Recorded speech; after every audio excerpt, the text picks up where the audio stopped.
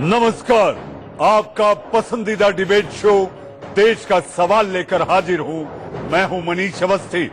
दिल्ली के एक इलाके में जो दंगे हुए वो अचानक नहीं भड़के थे, बल्कि कई ऐसे सबूत और बातें सामने आ चुकी हैं जिससे हर किसी को ये लगने लगा है कि दिल्ली में जो कुछ भी हुआ वो सुनियोजित था। पहले उसकी प्लानिंग की गई, फिर प्लान के तहत हिंसा का सामान जुटाया गया, फिर एक ही दिन करीब एक ही वक्त पर कई इलाकों में एक साथ हिंसा शुरू हो गई।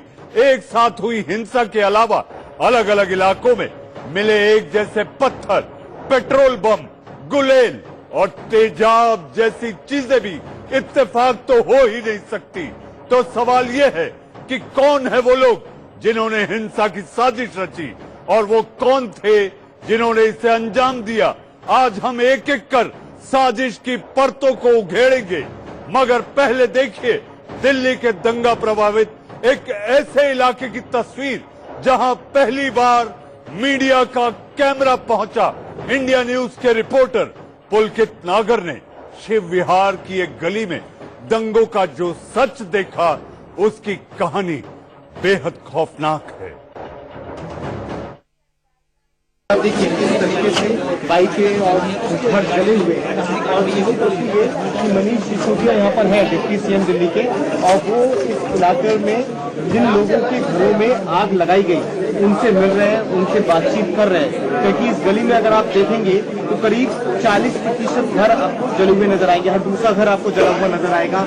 घरों के अंदर से सामान निकालकर जला दिया गया। ये तस्वीर अगर आप देखेंगे, बाइक जो घर के अंदर मौजूद थी उन्हें बाहर निकाला गया, उनमें आग लगा दी गई।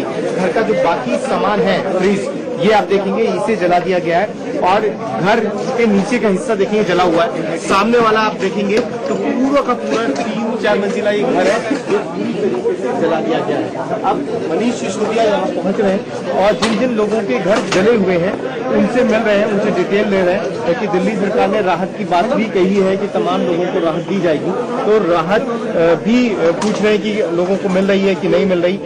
25,000 रुपए शुरुआत में दिल्ली सरकार तमाम लोगों को दे रही हुआ है। सामने वाला आप देखेंगे तो पूरा का पूरा 3-4 मंजिला ये घर है जो पूरी तरीके से जला दिया गया है। अब मनीष सिसोदिया यहाँ पहुंच रहे हैं और जिन जिन लोगों के घर जले हुए हैं उनसे मिल रहे हैं, उनसे डिटेल ले रहे हैं। क्योंकि दिल्ली सरकार ने राहत की बात भी कही है कि तमाम लोगों को राहत दी जाएगी, तो राहत भी पूछ रहे हैं कि लोगों को मिल रही है कि नहीं मिल रही। 25,000 रुपए शुरुआत में दिल्ली सरकार तमाम लोगों को दे रही है राहत के तौर पर। अब डिप्टी सीएम इस इलाके के लोगों से मिलते हुए और ये पूछते हुए घटना के बारे में और राहत का हिसाब किताब लगाते हुए, सामने जितने भी घर हैं, जितने भी चीजें हैं उन्हें जलाया गया है और डिप्टी सीएम यहाँ पहुंचे हैं, लोगों से बातचीत कर रहे हैं, राहत की चीजें जान रहे हैं। और ये आप देखेंगे सामने वाली फैक्ट्री जो पूरी तरीके से जला दी गई है, उसमें देखते हुए ये तस्वीर आप देख लीजिए, घर का सामान बाहर निकालकर पूरी तरीके से जला दिया गया है। ये आप रजिस्टर देखेंगे और चेक की कॉपी देखेंगे, रजिस्टर में हिसाब किताब किया जा रहा है, उसमें डिटेल्स नोट की जा रही है। डिप्टी सीएम के साथ में जो लोग पहुंचे हैं यहाँ पर वो तमाम लोग डिटेल नोट कर रहे हैं, क्योंकि दिल्ली सरकार एक आकलन भी कर रही है कि कितने लोगों का नुकसान हुआ, कैसे कैसे नुकसान दिया। ये परिवार से बात करते हुए जिन लोगों का घर पूरी तरीके से जला दिया गया। तो ये तस्वीर शिव विहार की है। हम ऊपर पड़ रहे नीचे कोई छोड़ रहे, सिलेंडर फोड़ रहे थे सारे और जान बचा के भागे, से खेल रहे सब तरफ से और सारे घर में आग लगा दी। सिलेंडर पूरे बच पटे सारे हमारे घर में और हमारा आदमी घर पे ना हो गए, हमारे बच्चे और हमारे बच्चे कोई ना हमारे घर में। आगे भी आप देखिए सामान का ढेर लगा हुआ है और ये गली पूरी तरीके से खाली हो चुकी है। अब यहाँ पर कुछ नहीं है। अब आप देखेंगे इधर भी आपकी नजर जाएगी। ये तस्वीरें आपने इससे पहले कहीं और नहीं देखी होगी। ये तस्वीरें देखिए किस तरीके से आसपास के जितनी भी बाइकें हैं, घर हैं, सब खाली पड़े हुए। अभी भी आज की मतलब हिंसा को 7 दिन से ज्यादा हो गए और उसके बाद की ये तस्वीरें देख रहे हैं, घर खाली पड़े हैं, बाइकें जली पड़ी हैं। अभी तक यहाँ पर कोई आया नहीं, कोई मीडिया वाला कोई भी नहीं आया। ये वाले भी ये कहते हैं कि जी हमारी हमारे जीजा जी इनका ये मकान है और मीडिया वाला कोई नहीं आ पाया, कोई नहीं आया आज तक। इंडिया न्यूज आपको यहाँ तक लेके आया है और तस्वीरें दिखा रहा है। कि आज भी हिंसा से 7 दिन बाद तक गलियां खाली पड़ी हुई हैं और कोई भी आपको दूर दूर तक इनमें आप घरों में रहता हुआ नहीं दिखाएगा। कैमरा पर्सन अश्वनी के साथ पुलकित नागर, इंडिया न्यूज, दिल्ली। अब इसी शिव विहार से आज सबसे ज्यादा हैरान करने वाली खबर सामने आई। आपने दंगों में इस्तेमाल तेजाब की बोतलें देखी होंगी, मगर आज शिव विहार इलाके में तेजाब की फैक्ट्री का भी भांडाफोड़ हुआ। रिहायशी इलाके में तेजाब की लाइसेंसी फैक्ट्री चल रही थी। माना जा रहा है कि हिंसा में इस्तेमाल तेजाब यहीं से सप्लाई की गई थी। फैक्ट्री के मालिक का नाम मोहम्मद फिरोज बताया जा रहा है, जो इस वक्त फरार है। सवाल ये भी उठ रहे हैं कि क्या दंगों की साजिश के तहत ही ये तेजाब की फैक्ट्री लगाई गई थी। पहले हमारे संवाददाता नरेश बिस्वानी की आप ये रिपोर्ट देखें। कनेक्शन की पड़ताल हम कर रहे हैं और इसी कड़ी में अब हम पहुंचे हैं दिल्ली के शिव विहार इलाके में। ये वो इलाका है जहां पर हिंसा के दौरान काफी ज्यादा नुकसान हुआ और यहां पर हम लोग इसीलिए आए हैं क्योंकि लोगों का शक है कि यहां पर जो ये तेजाब फैक्ट्री आप देख रहे हैं, इसी फैक्ट्री के तेजाब का इस्तेमाल हिंसा के दौरान भी किया गया होगा। ये शिव विहार इलाके के अंदर ही एक तेजाब फैक्ट्री है और यहां पर आप तमाम कंटेनर्स रखे हुए देख रहे हैं। ये एक बहुत बड़ा कंटेनर है जो अमूमन आपने देखा होगा जो बड़े ट्रक्स होते हैं उनके ऊपर लोडेड ये रहता है और इसमें अमूमन पेट्रोल, डीजल, एसिड या फिर कोई और खतरनाक या ज्वलनशील केमिकल ले जाने का काम किया जाता है। ये कंटेनर यहां पर रखा हुआ है। इसके अलावा आप काफी सारे ये नीले रंग के कंटेनर देख रहे होंगे, इनमें तेजाब या फिर दूसरे जो एसिड होते हैं उनको यहां पर रखा जाता था या फिर अलग अलग जगहों पर सप्लाई जब की जाती थी तो इनका इस्तेमाल किया जाता था। अब आप नीचे काले रंग के जो कंटेनर्स रखे हुए हैं इनको देखिए, इनकी संख्या भी काफी ज्यादा है और इसी तरह से कई सारे कंटेनर्स हमारे सामने यहां पर रखे हुए हैं। इसी तरीके से यहां पर जो कंटेनर्स के कैप होते हैं वो भी आपके सामने है। तो तस्वीरें सब कुछ अपने आप बयां कर रही हैं। ये तस्वीरें भी आप देखिए ऊपर की तरफ, अगर आपको दिखाना चाहें तो ये तस्वीरें यहां पर खाली कंटेनर ऊपर रखे हुए हैं और ऐसे ही जगह जगह आपको कंटेनर ही कंटेनर नजर आएंगे। अब आप नजर फिराइए दाहिने हाथ की तरफ, ठीक मेरे इस तरफ, यहां पर बड़ी बड़ी जो पानी की टंकियां हमारी छतों पर रखी होती हैं वो रखी हुई हैं। इनमें पानी है या फिर कोई केमिकल ये हम बता नहीं सकते हैं, लेकिन इन टंकियों पर गंगा जल लिखा हुआ है। ये बात तो कह सकते हैं कि गंगा जल तो इसमें नहीं ही होगा, लेकिन इस फैक्ट्री में इन तमाम चीजों का इस्तेमाल किया जाता था और यहां पर एसिड बनाने का काम किया जाता था, एसिड को स्टोर करने का काम किया जाता था। और आप अभी भी हल्का हल्का धुआं उठता हुआ देख रहे होंगे, शायद मेरे कैमरे में वो आ पाए, अगर कैमरे में नहीं आ पाया लेकिन मैं देख पा रहा हूं, उसको समझ पा रहा हूं। एक हल्की हल्की स्मेल, एक हल्की हल्की जो बदबू होती है वो यहां पर महसूस हम कर पा रहे हैं। वो शायद किसी केमिकल की होगी या तेजाब की वो बदबू हो सकती है, लेकिन हल्की हल्की अभी भी यहां पर धुएं की एक परत हमें नजर आ रही है। अब बात करते हैं जिस शख्स की ये फैक्ट्री है। फिरोज नाम का वो शख्स बताया गया है जिसकी ये फैक्ट्री है। यमुना विहार में वो रहा करता है, लेकिन अभी वो कहां है ये किसी को नहीं पता। पुलिस कहती है कि इस फैक्ट्री का बाकायदा लाइसेंस था, लेकिन रिहायशी इलाके में ये फैक्ट्री चल रही थी और ऐसे में जो सवाल हैं वो खड़े होते हैं कि आखिरकार क्या कोई इसके लिए नियमावली नहीं है, क्या इसके लिए कोई नॉर्म्स नहीं बनाए गए थे कि रिहायशी इलाके में इतने खतरनाक केमिकल की फैक्ट्री चल रही थी। मेरे दो सहयोगी नरेश बिस्वानी और पुलकित नागर की रिपोर्ट देखी, जो ये साफ तौर पर बताता है कि नफरत के धुएं में 3 दिन तक घुटी दिल्ली एक संयोग नहीं हो सकता। हिंसा के जो सुराग मिले, साजिश के जो सबूत दिखे, ये बताता है कि ये एक प्रयोग है। जी हां, शाहरुख पठान की गिरफ्तारी, शाहरुख तो एक कठपुतली है, मास्टरमाइंड अभी भी फरार हैं। इसीलिए ये देश का सवाल है और देश का सवाल में चर्चा और बहस करने के लिए मेरे साथ मेहमानों का एक पैनल है। जी हाँ, मेहमानों के पैनल के आपसे तारुफ कराने के पहले मैं ये कह देना चाहता हूं कि यहाँ आपको बोलने के लिए बुलाया गया है।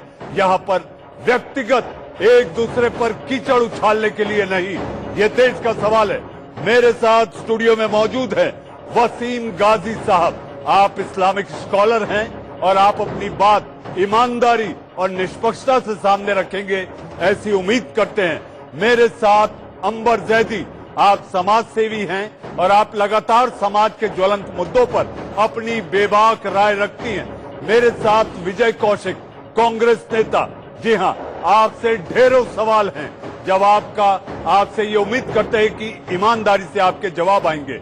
मेरे साथ जुड़े हैं बीजेपी के प्रवक्ता आरपी सिंह साहब। आरपी सिंह साहब, आपसे भी वो सवाल पूछने हैं जिसका ये देश का सवाल देख रहे दर्शक इंतजार कर रहे हैं। एल.एन. राव साहब, पूर्व डीसीपी दिल्ली पुलिस, आखिर उनसे पूछेंगे कि हाथ पे हाथ धरे दिल्ली पुलिस क्यों शांत थी?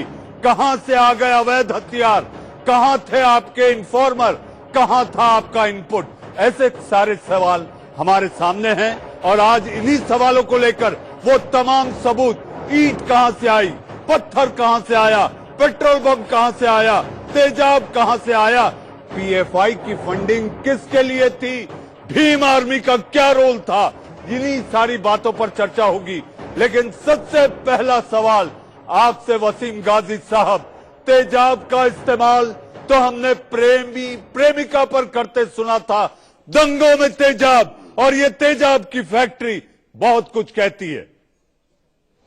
देखिए, सबसे पहले तो मैं बता दूं कि मैं ना तो मुस्लिम्स का माउथपीस हूं, ना मैं किसी हिंदू पक्ष का स्पोक्स पर्सन हूं। मैं एक ऐसे समाज से आता हूं कि चैनल से पे आने से पहले भी मैं हिंदू भाइयों के साथ रहता हूं और अब चैनल से जाऊंगा तो भी मेरे जो समाज के लोग गाजी हैं, साहब, आप ये कह देते कि मैं इंसानियत के साथ रहता हूं, हिंदू मुसलमान आप करते लेकिन मैं एक बात खास तौर से बता रहा हूं कि ये जो खास तौर से फसादात हुए हैं, इसका ऐलान सबसे पहले अनुराग ठाकुर साहब ने ऐसे हाथ उठा के किया था कि इन मुल्क के गद्दारों को गोली मारो सालों को। उसके बाद परवेश वर्मा साहब ने कह दिया कि अगर आप इन्हें गोलियां नहीं मारेंगे, आप हमारी पार्टी को नहीं जिताएंगे, तो ये लोग बलात्कार करेंगे, ये मुंडका जाएंगे शाहीन बाग से जहां पर वो परवेश वर्मा साहब रहते हैं, और ये आपकी बहन बेटियों के साथ बलात्कार करेंगे। यानी ये आप मानने को तैयार हैं कि जो हिंसा हुई है, जो सबूत सामने आए हैं, ये साफ बताता है कि एक प्लानिंग के तहत हुआ, एग्जीक्यूशन का ठेका ये प्रयोग हुआ, एग्जीक्यूशन का ठेका दिया हुआ था कपिल मिश्रा साहब को। उन्होंने बिल्कुल अलग ऐलान कहा। शाहरुख पठान उन्होंने कौन है? अलग ऐलान कहा। शाहरुख पठान कपिल मिश्रा ने डीसीपी, मैं तो कहता हूं डीसीपी को जो है वो शपथ लेके आए थे। अगर वो उसी दिन कपिल मिश्रा को अरेस्ट कर लेते, उन्होंने कहा था कि हम 3 दिन का टाइम दे रहे हैं, उसके बाद फिर जो हम यहाँ पर करेंगे उसके जिम्मेदार गाजी साहब, मैं आपके पास आऊंगा। इस वक्त हमारे साथ मुफ्ती मंजूर जियाई साहब, आप एहसान रजा ट्रस्ट के आप अध्यक्ष हैं, वो भी जुड़ चुके हैं।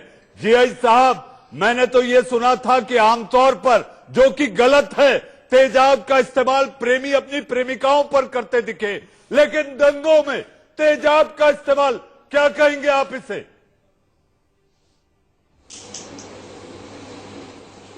बहुत शर्मनाक मेरे दोस्त। मैं बताना चाहता हूं कि तेजाब और इंसान ये दोनों एकदम अलग चीज है।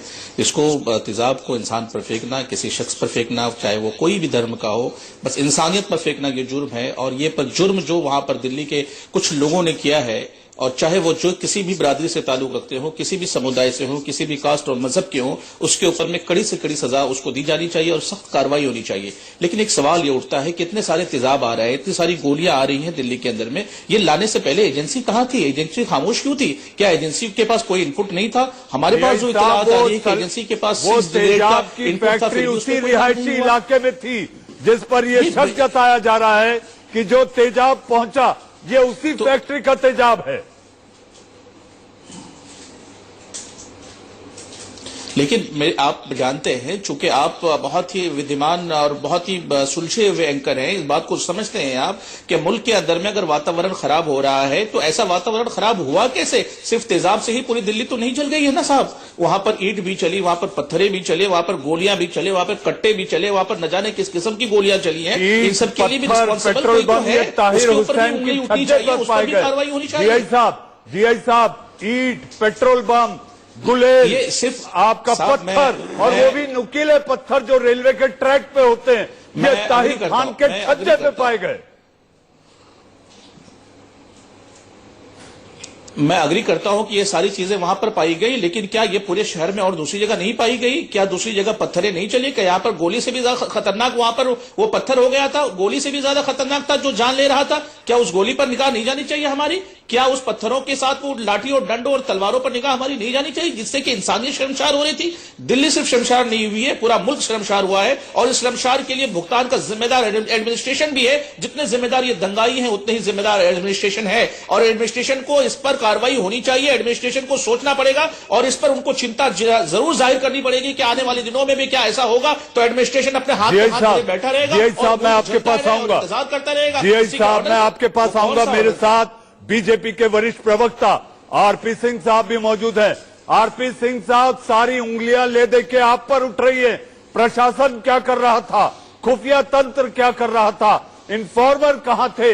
पुलिस मूक दर्शक बनी हुई थी। और इतना ही नहीं, प्रधानमंत्री मोदी जिन्हें राजनीतिक गुरु कहते हैं, उन्होंने तक कह दिया कि दिल्ली में जो हिंसा हुई है वो दिल्ली चुनाव में हार की खींच है। आरपी साहब,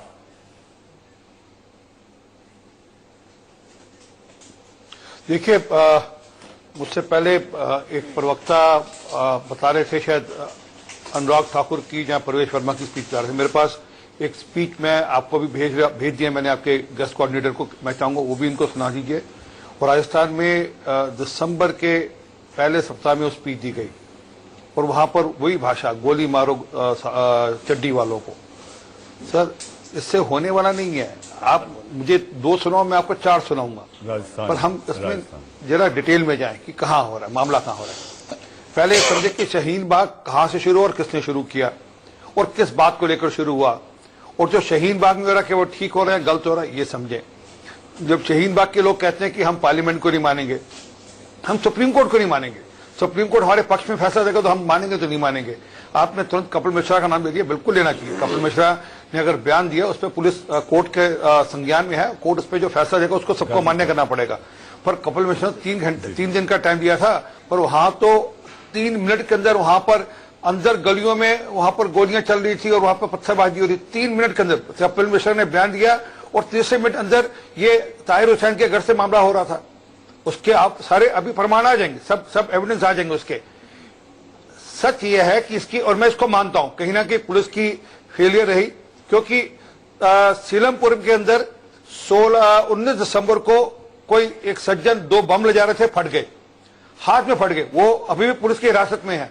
अब वो कोई बम किसी के परचून की दुकान से तो मिलते नहीं, वो कहीं ना कहीं तो तैयार हो रहे होंगे। वो 2 बम हाथ में थे, उसके पीछे पता नहीं कितने सारे बम और तैयार होंगे, 2 उसको भेजे है कि इसकी, और मैं इसको मानता हूं कहीं ना कहीं पुलिस की फेलियर रही, क्योंकि सीलमपुर के अंदर 19 दिसंबर को कोई एक सज्जन 2 बम ले जा रहे थे, फट गए, हाथ में फट गए, वो अभी भी पुलिस की हिरासत में है।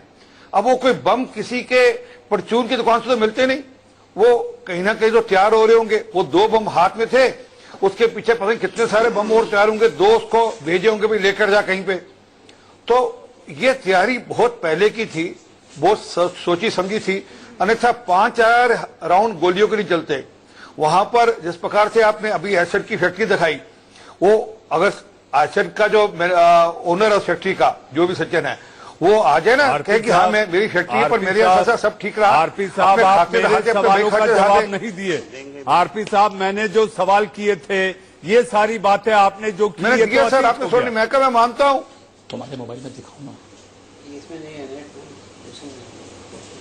मैंने कहा सर मैं मानता हूं, परंतु वो जो 400 बार एक पुलिस अफसर को गोदा गया और हर गोदने के बाद उसके जख्मों में एसिड फेंका गया, जी, वो समझ में नहीं आता।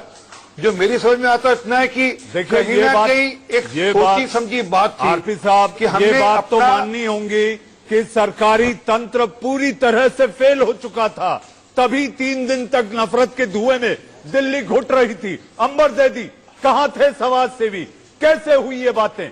कहां है वो गंगा जमनी तहजीब? देखिए, समाज सेवी सिर्फ समाज की सेवा के लिए होते हैं, लेकिन अगर कहीं पे दंगे भड़कते हैं तो प्रशासन की और पुलिस की, लॉ एंड ऑर्डर की जिम्मेदारी है, उसमें मैं या आप कुछ नहीं कर सकते हैं। सरकार और पुलिस जो भी लोग जिनका ये काम है हमारे देश में या हमारे स्टेट की सुरक्षा को बनाए रखना, ये उनका दायित्व है कि अगर ऐसा कुछ हो रहा था, यहाँ पे कोई प्लानिंग चल रही थी, तो उनके पास पहले से अगर कोई इन्फॉर्मेशन थी तो उन्होंने वक्त रहते कोई ना कोई कदम उठाना चाहिए था।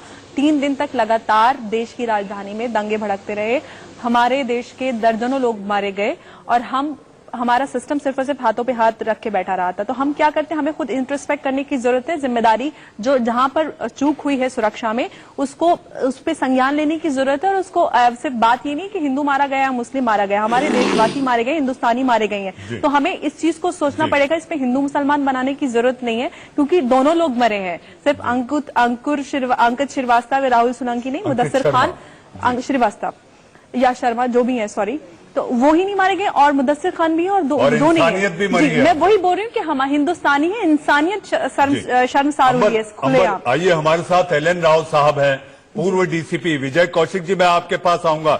एल.एन. राव साहब, इतनी सारी साजिशों के सबूत, शाहरुख पठान की गिरफ्तारी, 8 दिन बाद 8 राउंड चलाने वाला वो लड़का गिरफ्तार। आपको नहीं लगता कि पुलिस अगर समय पे अपनी सूचना तंत्र को एक्टिव करी होती तो ये घटना ही नहीं होती? और दूसरी चीज, मुझे पता है आप एक नामचीन वकील भी है, उमर खालिद का स्टेटमेंट 17 फरवरी को नागपुर से 150 किलोमीटर दूर अमरावती में वो कहता है कि 24 तारीख को जब डोनाल्ड ट्रंप भारत आएगा तो मुसलमानों सड़क पर आ जाना। इससे बड़े और क्या सबूत हो सकते हैं? मुसलमानों ने कहा था, उन्होंने आवाम को कहा था। देखिए मनीष जी, मैं इस पूरे एपिसोड को 2 पार्ट्स में, बल्कि 3 पार्ट्स में मैं इसको एक्सप्लेन करना चाहूंगा। पुलिस की जिम्मेवारी है लॉ एंड ऑर्डर मेंटेन करना, पुलिस का एडमिनिस्ट्रेशन का काम है और इसी बात के लिए पुलिस वहां पर नियुक्त की जाती है। जहां तक सवाल है कि ये इसके पूरे जो दंगे के जड़ें कहां से आई, जड़ की मैं बताना चाहूंगा। वो मैं समझता हूं और बहुत से लोग मेरे जो साथी हैं वो भी समझने की कोशिश करेंगे। शाहीन बाग में जब से ये प्रोटेस्ट शुरू हुआ, वो प्रोटेस्ट जो कि एक लीगली पास किए हुए कानून के खिलाफ है, वो ठीक है, उनका प्रोटेस्ट करने का राइट है, उनको डेजिग्नेटेड प्लेस पे प्रोटेस्ट करना चाहिए, वो जाएं वहां पे करें, लेकिन वहां पर सड़क को रोकना, लोगों को असुविधा करना, लाखों लोगों जो वहां से ट्रैवल करते हैं उस रोड से उनकी असुविधा का कारण बना। ठीक कह रहे हैं। मेरा यही सवाल है कि पुलिस ने तभी क्यों नहीं रोका? ये पुलिस का जिम्मा था। अगर वो आप उन जड़ों को, जिन जड़ों की आप बात कर रहे हैं, उन जड़ों को पानी पुलिस ने दिया। जहां पे मैं मनीष जी वहीं आ रहा हूं कि मैं पहले खुफिया तंत्र जो पुलिस को पहले मैं समझता हूं कि जो जिसे कहते हैं बुराई की जड़ को रोक देना चाहिए था, वहां पे लोगों को बैठने नहीं देना चाहिए था। उसके बाद ये सारा का सारा फिर मालूम हुआ कि हो सकता है वो लोग फिर आगे और कहीं भी ऐसा शाहीन बाग बनाने की कोशिश करें, तो पुलिस को एहतियातन तौर पर प्रिवेंटिव मेजर्स लेने चाहिए थे। वो लेने में कहीं न कहीं दिल्ली पुलिस कामयाब नहीं रही। जो नॉन क्रिमिनल्स थे एरिया के, हर पूरे में ऐसे जहां पॉसिबिलिटीज हो सकती हैं ऐसे बनने की, वहां पे जो बदमाश लोग के किस्म के जो मनोप्रवृत्ति के आदमी थे, उन लोगों को डिटेन किया जाता और ये एक्सपेक्ट किया जाता है कहीं ये दंगे ना हो जाए। ये पहले से सोच लेती है अगर पुलिस, तो हो सकता है, बिल्कुल आप सही कह रहे हो, ये इतने बड़े लार्ज स्केल पे दंगे नहीं होते।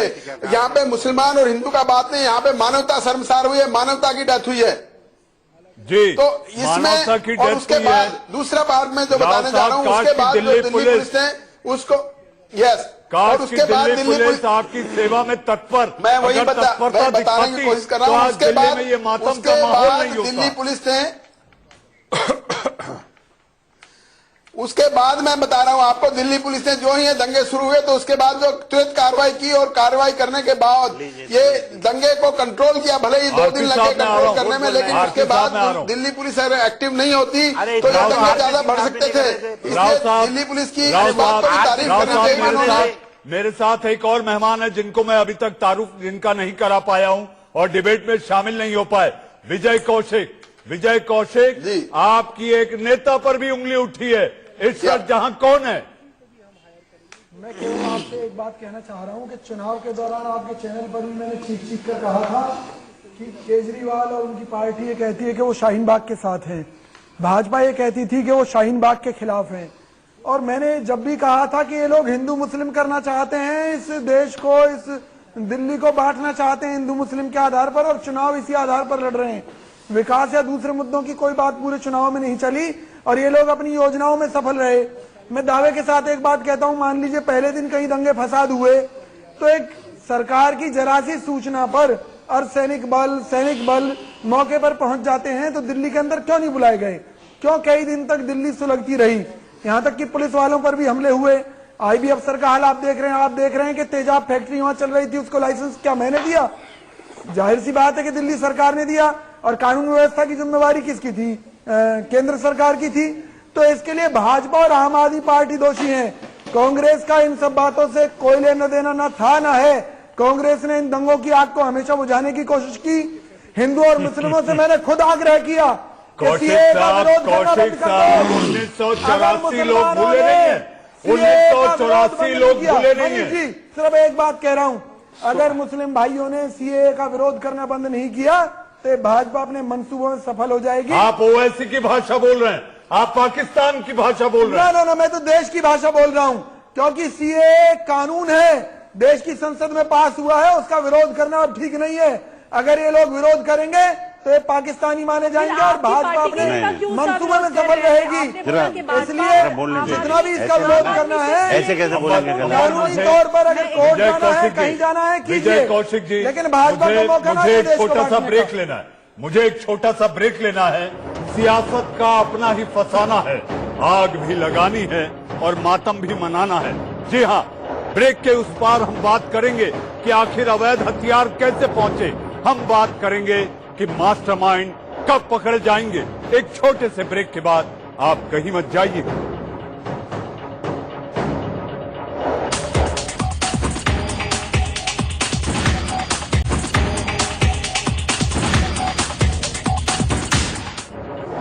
ब्रेक के बाद फिर एक बार आपका स्वागत है। सवाल कहीं है, साजिश की बू, साजिश के सबूत सामने आ गए, हिंसा के सुराग मिल गए, लेकिन अभी भी मास्टरमाइंड फरार है। आइए हम फिर एक बार चर्चा को शुरू करते हैं। हमारे साथ मेहमानों का वो पैनल बना हुआ है। आरपी सिंह साहब, मास्टरमाइंड कब पकड़े जाएंगे?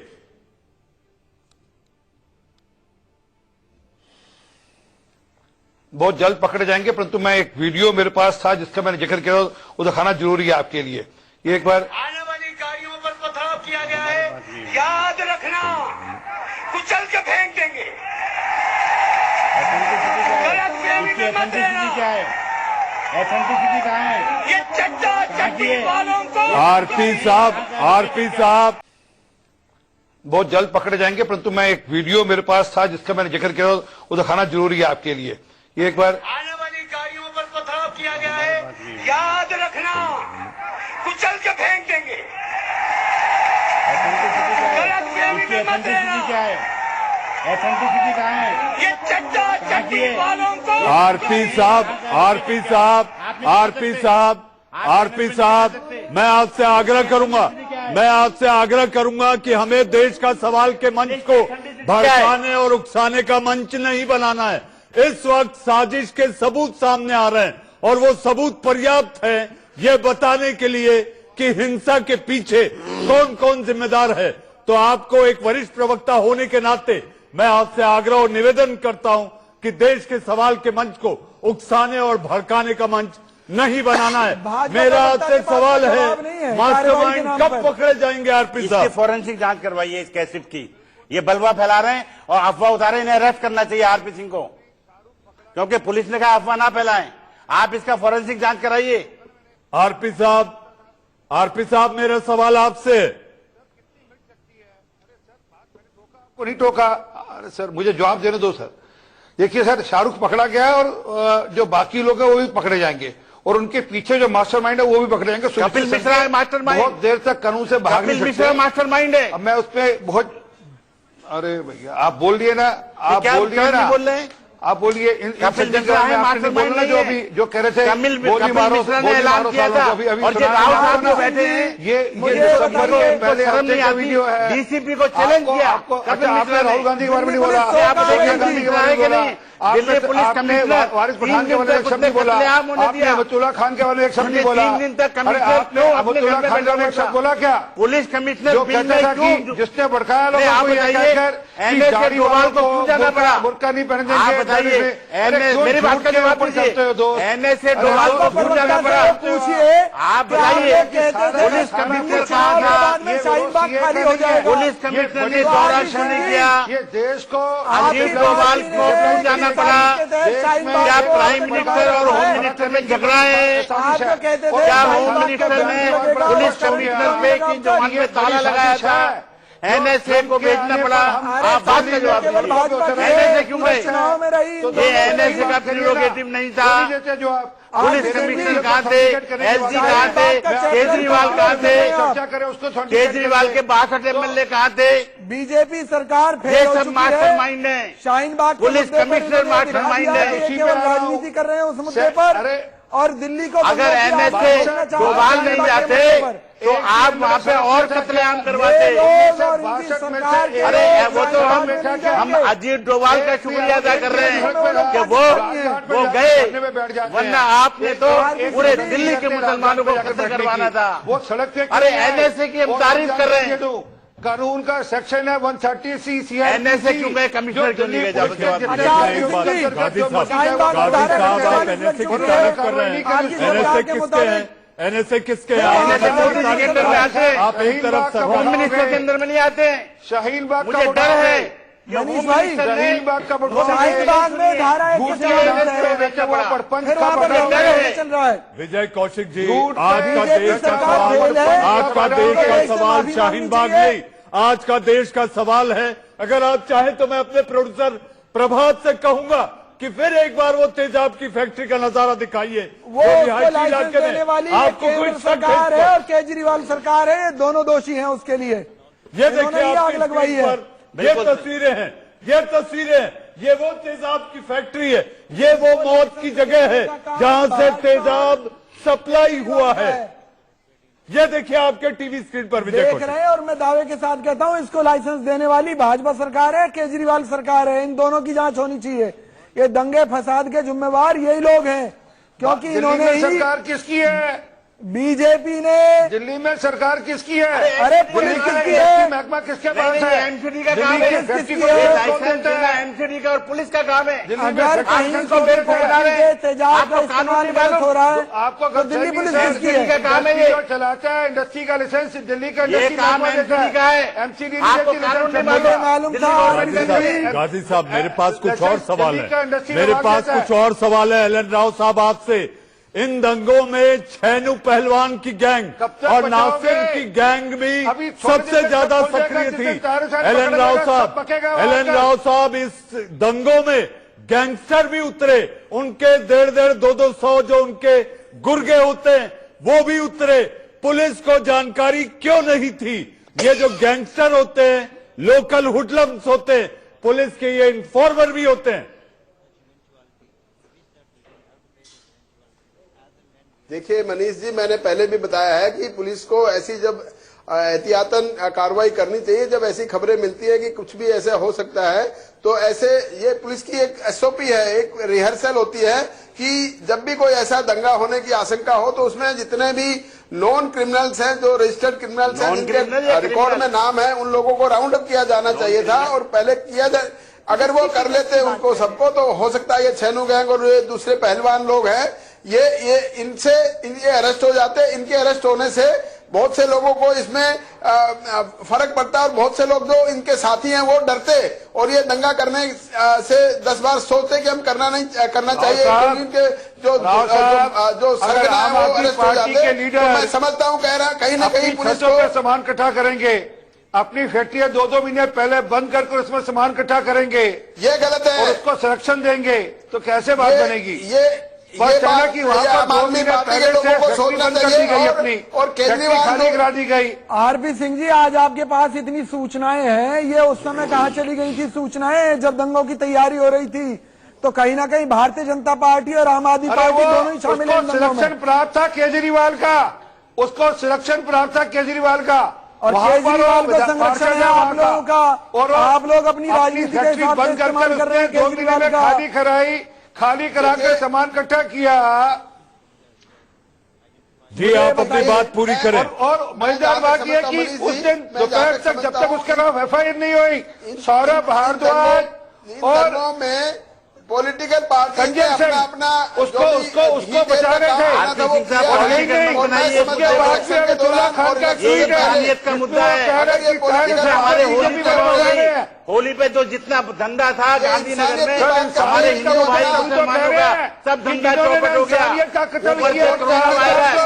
आप दबा करके मानेंगे क्या? अरे क्या गांधी साहब आप कोरोना वायरस के लिए सरकार को जिम्मेदार ठहरा रहे हैं? गांधी साहब आप कोरोना वायरस के लिए सरकार को आप कैसे जिम्मेदार ठहरा सकते हैं? क्योंकि इन्होंने कोई तैयारी नहीं की है, और जो एयरपोर्ट से लोग आ रहे हैं उनकी कोई स्क्रीनिंग नहीं हो रही है।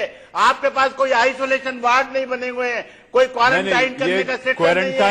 आप यहाँ पर जो है हिंदू मुस्लिम कर रहे हैं, दुनिया और यहाँ कोरोना वायरस फैल रहा है। तो आप ये झूठ का परपंच अरे आपकी कोई तैयारी नहीं है। अरे मेरी डिबेट कोरोना पर नहीं है गांधी साहब, गांधी साहब मेरी डिबेट कोरोना पे नहीं है। अंबर नुकीले पत्थर, ईंटें, पेट्रोल बम, तेजाब, आखिर ये कैसे पहुंच सकता है? अगर किसी के कहने पर भड़काने की भाषा होती है तो 2 घंटे में दंगे और आगजनी कैसे शुरू हो सकती है? राजनीति दोनों तरफ से लगातार हो रही थी, भड़काऊ बयान आ रहे थे दोनों तरफ से, उन पर समय रहते कार्यवाही नहीं हुई। और इतने समय से अगर तैयारी चल रही थी तो पुलिस ने प्रिवेंटिव मेजर्स क्यों नहीं लिए? उनके पास अगर जानकारी थी तो क्यों एक्शंस नहीं लिए? तो सारा जिम्मेदारी पुलिस हमारे लॉ एंड ऑर्डर पे आती है। बिल्कुल ठीक है, आपने कांग्रेस और आम आदमी पार्टी की तरफ फिर वही बात, कांग्रेस और आम आदमी की बात नहीं है, सरकार की भी जिम्मेदारी है यहाँ पर। गुजरात की तरह मेरी बात पूरी करने दीजिए गांधी साहब कि हमको सड़क पर उतरना पड़ेगा। गांधी साहब हमारे साथ यासिर जिलानी साहब, RSS मुस्लिम राष्ट्रीय मंच के आप नेता हैं और इन दिनों बीजेपी के प्रवक्ता भी हैं। यासिर जिलानी साहब, आप RSS मुस्लिम राष्ट्रीय मंच के आप प्रवक्ता हैं। मैं आपसे एक बात जानना चाहूंगा, संघ को जितना मैं जानता हूं अपने पत्रकारिता के अनुभव से, तो ऐसे जब भी देश में कोई आपदा आती है तो संघ का वहां पर स्वयंसेवक दिखाई देता है। दिल्ली में दंगे हुए, दंगे भड़क रहे थे, आप लोग कहां थे? जी देखिए मनीष जी, आप बेहद संजीदगी के साथ पत्रकारिता करते हैं और आपकी पत्रकारिता पे बड़ा गर्व है। मैं सुनिए, मैं अब ये बीच में कौन बोल रहा है? आरपी सिंह, ये आरपी सिंह साहब है, आपके लीडर आरपी सिंह साहब है। आप बोलिए, अपनी बात रखिए। सिंह साहब ये आप ही के हैं, आप ही के हैं। यासिर जिलानी साहब आप ही के पक्ष की बात करेंगे। वो कहीं आम आदमी पार्टी ना समझ लें। जी मैं बैठा हूं। मैं आपको एक चीज बता दूं कि इसमें जो लोग काम करने वाले हैं, जो समरसता और समानता की बात करते हैं, वो आज भी वहां पे पिछले 48-50 घंटों से लोगों के अंदर सेवा कर रहे हैं, कार सेवा कर रहे हैं, उनकी मदद कर रहे हैं, उनकी दीवारों को खड़ा कर रहे हैं, उनको ब्रेड बिस्किट कंबल ले जाके पहुंचा रहे हैं। जो हमारी दीवार टूटी है उस दीवार को बराबर करने में लगे हुए हैं। लेकिन मेरा सवाल उन लोगों से है मनीष जी, जो लोग बैठ के राजनीति कर रहे हैं, जो RSS को लोग वहाँ कौशिक जी उनको अपनी बात रख लेने दीजिए। कौशिक जी उनको अपनी बात, आप अपनी बात पूरी करें। यासिर जिलानी जी, अरे कौशिक जी यार, राजनीति मत करो। मैं आपसे कहूंगा, अगर आपके अंदर इतनी, देखिए मैं इनसे भी मैं रिक्वेस्ट करूंगा, मैं इनसे भी रिक्वेस्ट करूंगा कि आपके अंदर अगर गुस्सा है तो आप शिव विहार आइए, आपके अंदर गुस्सा है तो जाफराबाद आइए, सिलमपुर आइए, मुस्तफाबाद आइए, आपका गुस्सा निकल जाएगा। आपके अंदर अगर काम करने का सेवा भाव है तो आप आइए, देखिए, रोंगटे खड़े हो जाएंगे किस तरीके से बस्तियां की बस्तियां टूट गई हैं। उनको जोड़ने का काम करिए। आज राजनीति मत करिए, 4-5 दिन जो छोड़ दीजिए, उसके बाद राजनीति कर लेंगे। हेट मॉन्गर जिन्होंने नफरत की राजनीति करके हमारे दिल्ली में आग लगा दी, हमारे दिल्ली को एक काला अध्याय के रूप में एक 3 दिन दे दिया, उससे हमें निपटना है, हमें मिलकर निपटना होगा। लेकिन आप लोग राजनीति करते हैं। आपके नेता अगर कोई बात कहते हैं तो मौजूदा सरकार को घेरते हैं। आपके नेता अगर कोई बात करते हैं तो नहीं यासिर साहब, आपकी अरे बात भैया, ठीक है। कम से कम अपने आप नेताओं कहते को हैं कि ये कहिए कि दुरुस्त है अब भी गाजी वक्त है। साहब, नहीं देखिए, ये दुरुस्त है। यासिर भाई, आपकी बात बिल्कुल सही है। मैं आरएसएस को अच्छी तरह जानता हूं। आरएसएस के लोग कभी दंगे नहीं करवाते और आज आरएसएस को भी लोग यूज करना चाहते हैं। लेकिन ये कपिल मिश्रा, ये अनुराग ठाकुर, ये ओवैसी का बाप, ये कौन वारिस पठान और ये जो इस तरह के लोग हैं, और मैं हर मौके पे मैं सर्टिफिकेट देता हूं कि जब जब मुल्क पे मुसीबत आई है आरएसएस का नाम यूज किया जाता है।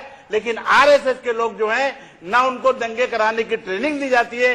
पता नहीं ये दंगाइयां कहां से आ गए इस बार, कमबख्त हमारी होली भी बर्बाद कर दी। और वाकई आरएसएस के लोग वहां काम कर रहे हैं और अच्छे मुसलमान भी काम कर रहे हैं, जमात के लोग भी काम कर रहे हैं।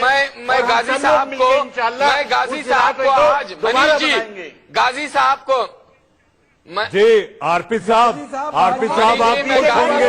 वसीम गाजी ने आपके पेरेंट ऑर्गेनाइजेशन को सर्टिफिकेट दे दिया, कह दिए कि आरएसएस ऐसा कुछ नहीं करता। तो आपके लिए इस समय एक सुखद अनुभव है आरपी साहब। दुखद है। बीजेपी के लोग आरएसएस के कंट्रोल में नहीं है। बीजेपी के लोग आज आरएसएस के काबू से बाहर हैं, इसलिए इन्होंने गुंडे वहां पर। ये जानकारी आपको किससे दी वसीम साहब? मैं तो आरएसएस कर रहा हूँ। आप यहाँ पे सीधा जजमेंट पास कर रहे हैं। वीडियो भेजता हूँ, एक और वीडियो देखिएगा। मैं आज भी आरएसएस के मीटिंग में जाता हूँ। आज भी वारिस पठान जैसे भड़काऊ नेता को मेरे अपना सारे दोस्त रंगदार आरएसएस मानते हैं। के, वो आरएसएस कौन के थे लोग कभी एक गंदा जिन्होंने काम नहीं कर वारिस सकते। पठान को इतना बड़ा नेता बना दिया? कौन लोग हैं वो? ऐसे ही बन गए नेता? आप कह रहे हम हैं वो लोग जेल में हमारे आरएसएस के साथ रहे, इमरजेंसी में आरएसएस बहुत के अच्छी लोग बात है अगर आपने अच्छा काम किया है। लेकिन उन लोगों को हिम्मत कौन बढ़ाता है? उन लोगों को यहाँ तक कौन पहुँचाता है? वो लोग जो भड़का कर राजनीति करते हैं, लोगों की लाशों पर राजनीति करते हैं, उनको यहाँ तक कौन पहचानता है? अंबर दोस्ती की दीवार कौन गिराता है ये आप भी जानते हैं और इंडिया न्यूज देख रहा, देश का सवाल देख रहा, दर्शक भी जानता है। आपसे पूछना चाहती हूँ, हम सवाल जब भी ऐसी कोई घटना होती है तो मुझे हम हमेशा सवाल पुलिस से। अंबर, मुझे एक छोटा सा ब्रेक लेना है। एक छोटे से इंतजार और खामोशी के बाद देश का सवाल लगातार जारी है। आप कहीं मत जाइएगा।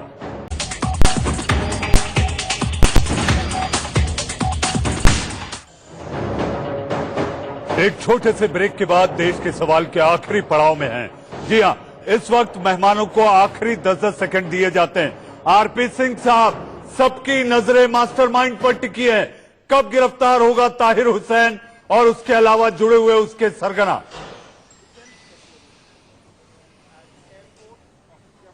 देखिए, ताहिर हुसैन मास्टरमाइंड नहीं है, मास्टरमाइंड उसके पीछे कुछ और लोग हैं। ताहिर हुसैन भी किसी के कहने के, किसी के हिदायत पर काम कर रहा था। बहुत जल्द गिरफ्तार होगा। उसके पीछे जो लोग हैं वो सबके सब गिरफ्तार होंगे, चिंता मत करिएगा आप।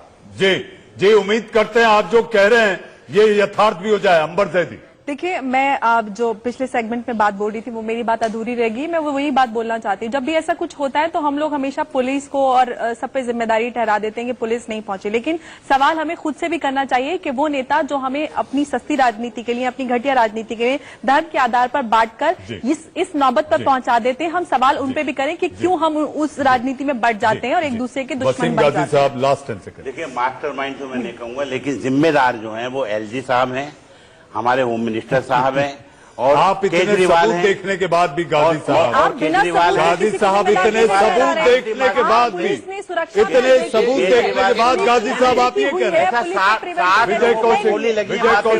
विजय कौशिक, किसी को मुझे लगता जजमेंट है पास कर देना वो ठीक आम नहीं आदमी है। पार्टी की गैंगवार है जिसमें आम जनता मारी जा रही है। अच्छा, अब आप इसलिए छेनू तो कांग्रेस और नासिर को शाहिद सियासत के गैंगवार है। आपके नेता भी गए थे, उदित राज भी गए, एलन राव साहब, दिल्ली पुलिस क्या सबक ले रही है? Last 10 second.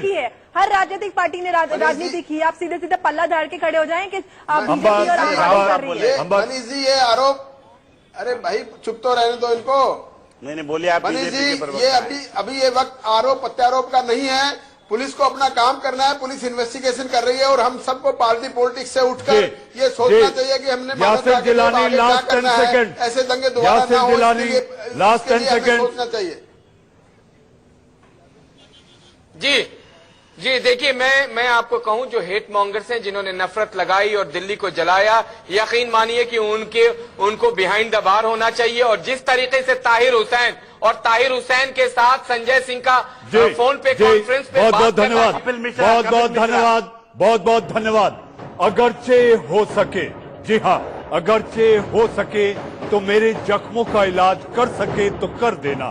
इस वक्त मेरे जिस्म पर लहू के छींटे ताजा हैं। देश का सवाल में आप लोग जुड़े, बहुत बहुत धन्यवाद। दिन भर की खबरों के पिटारे को लेकर आएंगे मेरे सहयोगी रोहित पुनेठा। आंख कान खोल।